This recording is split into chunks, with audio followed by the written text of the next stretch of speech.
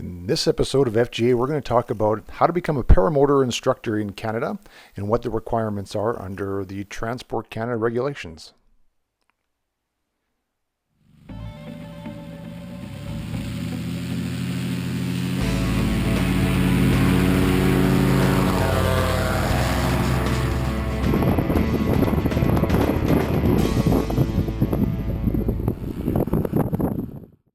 In order to become a flight instructor for a paramotor in Canada, you have to be at least 18 years old and you have to have logged 50 hours of flight time within a 24-month period.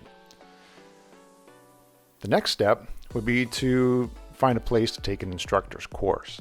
Now, unfortunately in Canada, there's not a lot of options, and specifically in Western Canada, there is no scheduled course that I can find anywhere.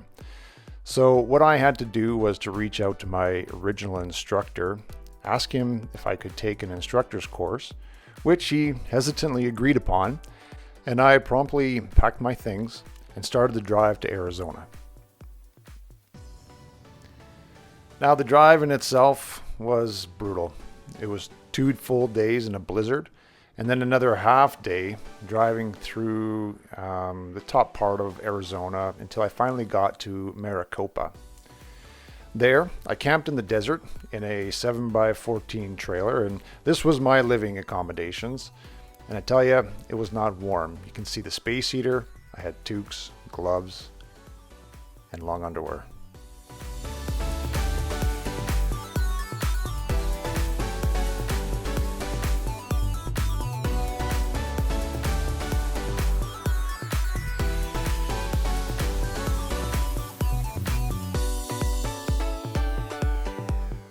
So step 1 is to take the actual paramotor instructor's course. Now in Canada, that falls under the ultralight classification of flight instructor rating.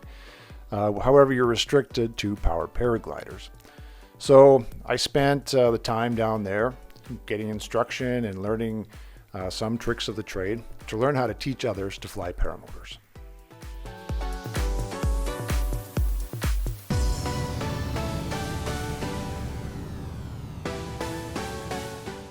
Once you've completed the course and the instructor is satisfied that you can competently teach other people, he'll give you a letter which you'll need to take to Transport Canada.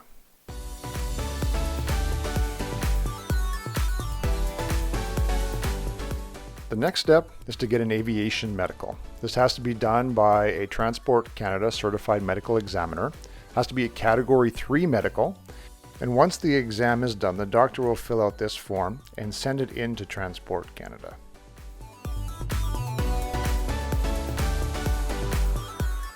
Now, once the doctor's office has sent in the medical to Transport Canada, that, along with a letter from your instructor, is brought into the Transport Canada office so you can write the exam. Now, this is an ultralight instructor's exam. It's called the Flight Instructor Rating Instructional Technique Exam.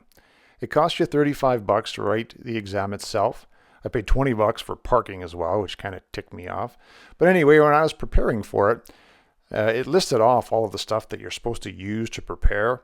And to be quite honest with you, I overstudied, which I guess isn't a bad thing. But ultimately, all you really need to look at is the fundamentals of learning under Transport Canada.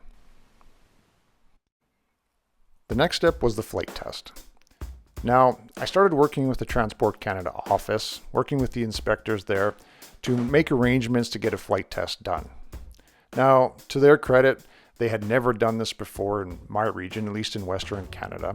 So we worked through the process together to come up with what would be done. And it was a bit of a frustrating process, to be honest with you. From start to finish, it took about 2.5 months until I finally got a flight test done.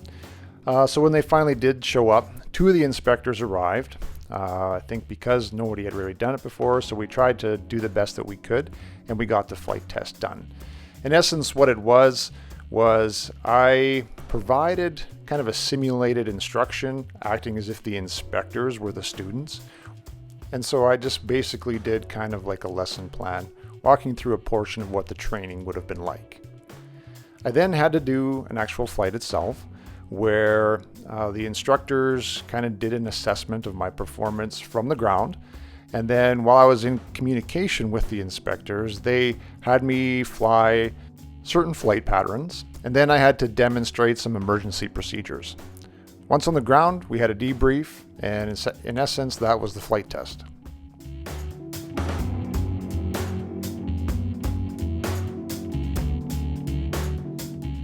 So now, I did all this because certainly I wanted to become a better pilot, but I also wanted to share my passion of this flying with other people. I wanted to teach people.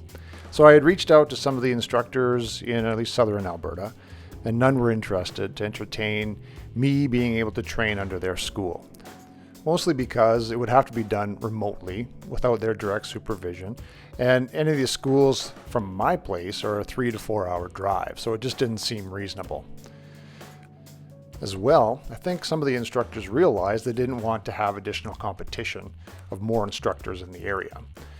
Unfortunately, I see this as kind of a scarcity consciousness. I think, we as a community of pilots, we have to work together to try and make this as awesome as it can be for anybody who wants to learn how to fly. So I started in the process of starting my own school. I started buying some equipment, doing some training, and starting the process to work with Transport Canada to get my own school registered.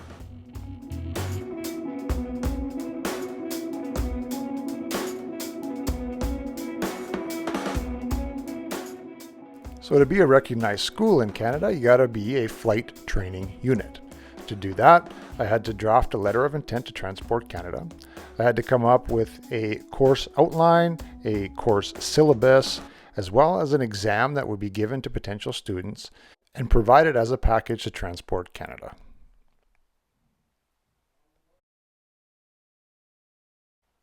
Now, once I had filed my intent with Transport Canada, I had also needed to become an authorized person. Basically, now this is a designation under Transport Canada that would allow me to issue student pilot permits. So I had to do a self-study test, fill out an application, and send that package in to be able to meet that criteria.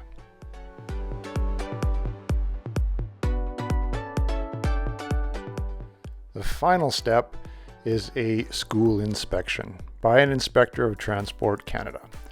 They come out to your site, they inspect the location where you're going to be teaching from, they look at your classroom facilities, your equipment, and they make an assessment that you're going to be a viable school. They then give you a stack of student pilot permits that you are then able to issue at your discretion.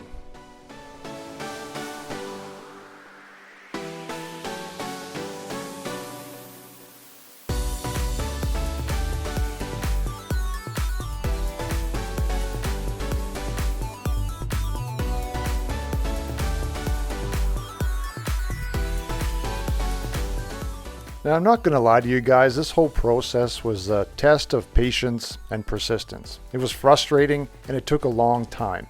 From start to finish, it was literally 12 months from the time that I started the process to the time that I finished the final step with Transport Canada.